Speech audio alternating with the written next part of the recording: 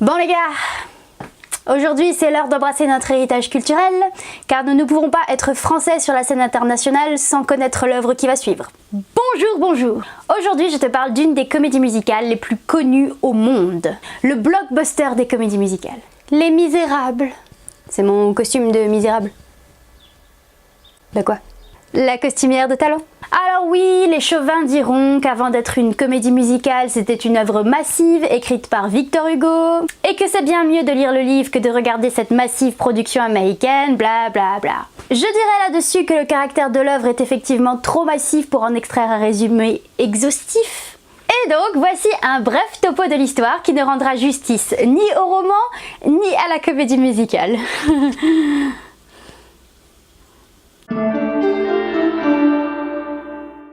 Le personnage principal de l'histoire des Misérables s'appelle Jean Valjean et l'histoire commence alors qu'il est libéré après 19 ans de prison pour avoir commis un simple vol. Ouais, on déconne pas au 19e siècle là. Après avoir pas mal galéré à cause de son passé de bagnard, Jean Valjean finit par devenir le maire de la petite ville de Montreuil-sur-Mer. Maire. T'as pigé? Mais il continuera à être poursuivi pendant toute sa vie par un officier de l'ordre qui s'appelle Javert, comme ils disent. Et Javert n'aura de cesse de voir en la personne de Jean Valjean un criminel qui ne pourra jamais vraiment s'améliorer. En tant que maire, Jean Valjean intervient et sauve de la rue une jeune femme nommée Fantine. Fantine avait été ouvrière mais elle a été virée de l'usine parce qu'on a appris qu'elle était mère célibataire. C'est misérable.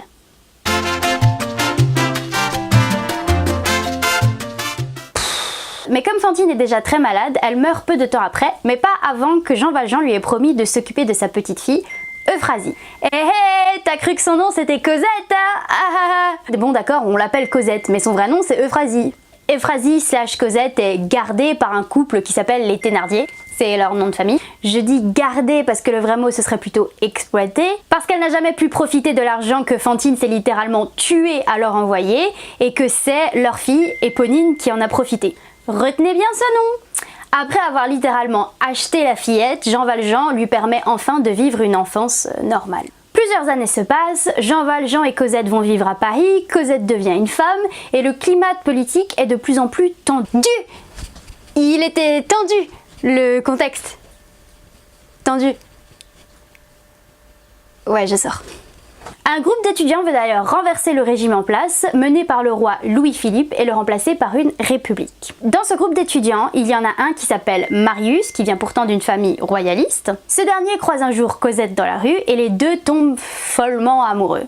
Follement, oui, c'est le mot. Autour de ce groupe d'étudiants, il y a plusieurs sympathisants qui ne sont pas eux-mêmes étudiants.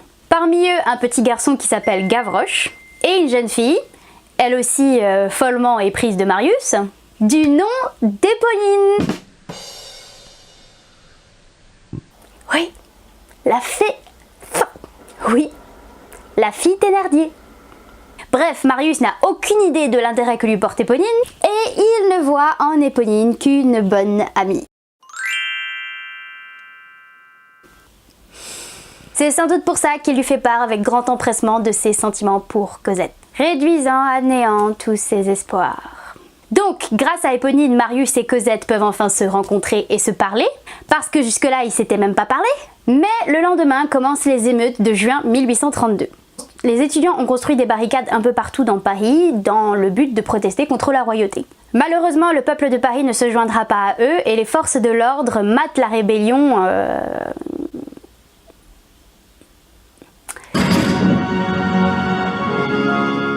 Beaucoup sont tués, dont malheureusement Gavroche et Éponine.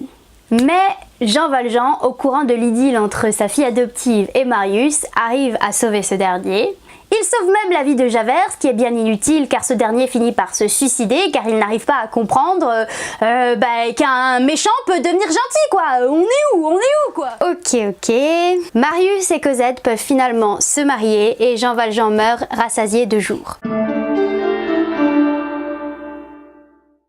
La première a lieu à Broadway le 8 octobre 1985 et la comédie musicale gagne 8 Tony. C'est comme des Oscars, mais pour les comédies musicales. Et en 2012 sort un film, Les Misérables, très original comme nom, avec beaucoup d'acteurs d'Hollywood très connus, comme Hugh Jackman dans le rôle de Jean Valjean, comme Russell Crowe dans le rôle de Javert, comme Anne Hathaway dans le rôle de Fantine. J'ai un problème avec son nom de famille dans le rôle de Cosette, Eddie Redmayne dans le rôle de Marius, etc., etc., etc.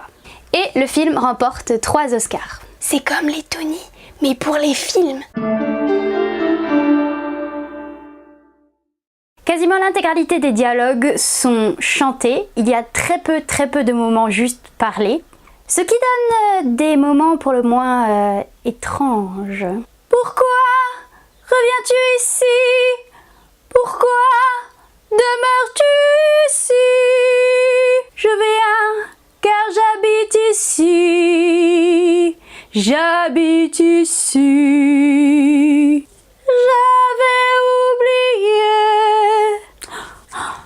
Donc ça peut être un peu déstabilisant quoi. Cependant je trouve que les acteurs réalisent le tour de force de ne pas tomber dans le pathétique. Ce qui fait qu'on n'a pas envie de se marrer quand il leur arrive des galères quoi. Je veux dire, quand on y réfléchit 2 secondes, il n'y a que 2 personnages qui ont une vraie fin heureuse et qui ont relativement peu de tribulations pendant leur vie. Et même eux, à la fin de l'histoire, sont assez jeunes, donc il peut encore leur arriver des galères. Bah, Les Misérables, hein, qu'est-ce que tu veux? Mais bon, pour peu qu'on ait un cœur, Les Misérables est un show très émouvant, avec des personnages très humains.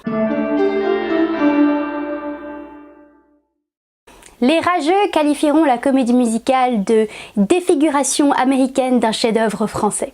Mais ces mêmes rageux devraient savoir que les 2 compositeurs, à savoir Claude-Michel Schoenberg et Alain Boublil, tous les 2 français, ont composé le show d'abord en français et c'est après avoir intéressé des producteurs anglophones que le show a été traduit en anglais. Donc Les Misérables reste bien une œuvre française. Si vous regardez le film de 2012 et que vous écoutez les musiques, vous vous rendrez peut-être compte que la voix des acteurs n'est pas aussi lisse que dans les films comédies musicales habituels. C'est parce que les acteurs chantent en live et qu'ils n'ont pas enregistré leur voix au préalable dans un studio comme ils le font d'habitude. Ce qui, à mon humble avis, fait passer leur performance de ça à ça. La chanson que je vais chanter s'appelle On My Own et c'est Éponine qui la chante quand elle se rend compte que Marius ne l'aimera jamais autant qu'elle le voudrait quoi. Alors oui, cette chanson elle est pas c'est pas la joie super, la vie est belle, c'est plus pas la déprime mais la mélancolie, le spleen, voilà, c'est le spleen artistique. Mais que celui qui n'a jamais été l'éponine d'une histoire d'amour vienne me jeter la première pierre. Je te vois, hein, fais pas genre, hein.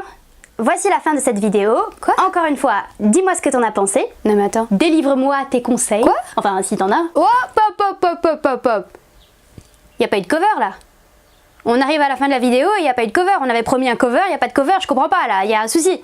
Ah mais oui, mais on avait dit que certaines personnes préféraient m'entendre parler et d'autres préféraient m'entendre chanter, donc il fallait mieux séparer les 2 vidéos. Je crois que c'est ça, ouais, je crois que c'est ça. On va faire ça, hein, ça va être bien. Ça va être bien, ça va être bien. Continue. Arrive à la fin de la vidéo, il va y avoir un lien, tu cliques dessus, tu vas avoir le cover, voilà, tu cliques, c'est tout. Voilà. Vas-y. Vas-y, clique. Clique, je te dis.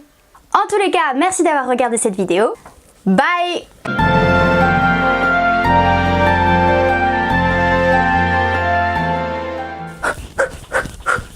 Énergie, énergie, énergie!